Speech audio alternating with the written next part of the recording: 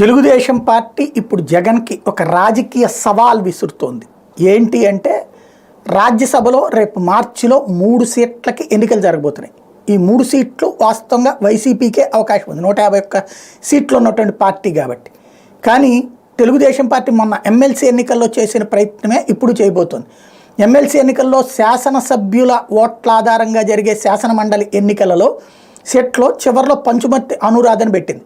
అప్పుడు 4 సీట్లు 4 ఓట్లు తగ్గుతాయి కాబట్టి అది ఆటోమేటిక్గా వైసీపీకి వస్తుంది. కానీ చిట్ట చివరిలో వైసీపీకి రెబల్స్గా మారినటువంటి కోటంరెడ్డి శ్రీధర్ రెడ్డి కావచ్చు, లేకపోతే శ్రీదేవి కావచ్చు, మరొక వైపున ఆనం రామనారాయణ రెడ్డి, మేకపాటి, ఈ 4 కూడా తెలుగుదేశంకి ఓటేసేటప్పటికి అలా సాధ్యమైంది. ఇప్పుడు అట్లాంటిదే రాజ్యసభలో చేసి ఒక సీటు కొట్టడానికి చూస్తోంది.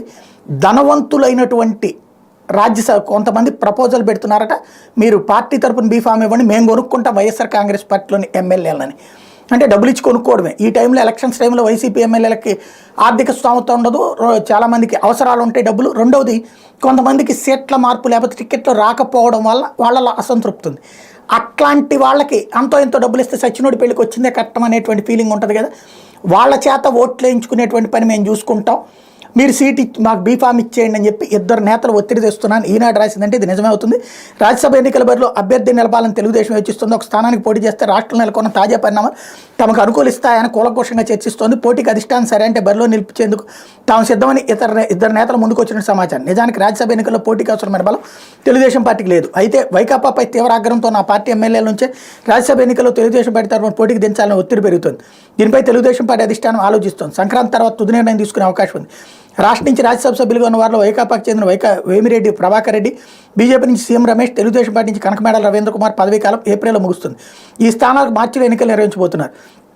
తెలుగుదేశం పార్టీ ఎమ్మెల్యేలు 23 మంది ఉన్నారు. వీళ్ళలో గుంటూరు పశ్చిమ ఎమ్మెల్యే మద్దాలి గిరిధర్, విశాఖ దక్షిణ శాసనసభ్యుడు వాసుపల్లి గణేష్, చీరాల ఎమ్మెల్యే కర్ణం బలరాం, గన్నవరం ఎమ్మెల్యే వల్లభనేని వంశీ వైకాపాలో చేరారు. వైకాపా నుంచి ఉదయగిరి ఎమ్మెల్యే మేకపాటి చంద్రశేఖర్ రెడ్డి, కోటంరెడ్డి శ్రీధర్ రెడ్డి, తాడికొండ ఎమ్మెల్యే ఉండవల్లి శ్రీదేవి తెలుగుదేశం తీర్థం పుచ్చుకున్నారు. వెంకటగిరి ఎమ్మెల్యే ఆనం రామనారాయణ రెడ్డి కూడా తెలుగుదేశం పార్టీకి మద్దతు ఇస్తున్నారు. దీంతో తెలుగుదేశం పార్టీ సంఖ్యాబలం 23 అవుతుంది. రాజ్యసభ ఎన్నికల్లో పోటీ చేసి విజయం సాధించాలంటే ఈ బలం సరిపోదు. అయితే ఎమ్మెల్యే అభ్యర్థుల్లో మార్పుతో వైకాపాలో నానాటి గందరగోళ పరిస్థితులు పెరుగుతున్నాయి కాబట్టి టికెట్లు దక్కని వారిలో 40 మందికి పైన తీవ్ర అసంతృప్తితో ఉన్నట్టు సమాచారం. కాబట్టి టికెట్ రావనే అభద్రతాభావం మరికొందరిలో ఉంది. వీళ్ళంతా వచ్చే రాజ్యసభ ఎన్నికల్లో తెలుగుదేశం పార్టీ అభ్యర్థికి మద్దతు తెలుపుతామని సంకేతాలు ఇస్తున్నారు. అవసరమైతే వైకాపాలో ఉంటూనే మద్దతు ఇస్తామని కొందరు, 2-3 ప్రాధాన్య ఓట్లలో ఆయన తెలుగుదేశం పార్టీ అభ్యర్థికి ఓట్లేస్తామని మరికొందరు చెబుతున్నట్టు సమాచారం.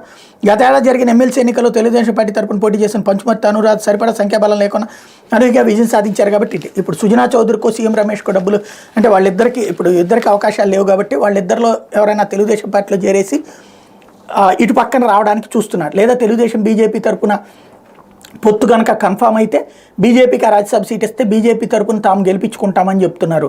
ఇంకా బయట వాళ్ళు కూడా ఎవరో ఉన్నారంట. ఒక రకంగా చెప్పాలంటే చంద్రబాబుకు ఉన్నా లేకపోయినా హింట్ ఇస్తోంది ఈనాడు.